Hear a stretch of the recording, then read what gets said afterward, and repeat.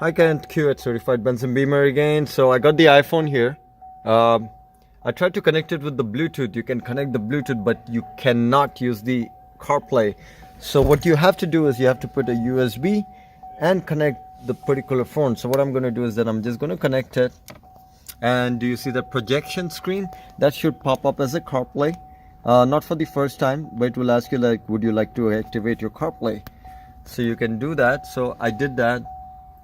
And now when I click on it, there you go, I got the Apple CarPlay, and there you go, ta-da. So if you want, you can set up different settings too.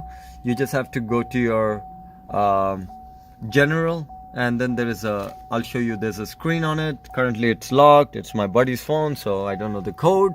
You can actually customize this too, and also for your maps, there you go, there's your navigation that you wanted. So, Kent, got it done. Let's make this happen, and let's make sure you get this pretty car. Talk to you soon. Bye-bye.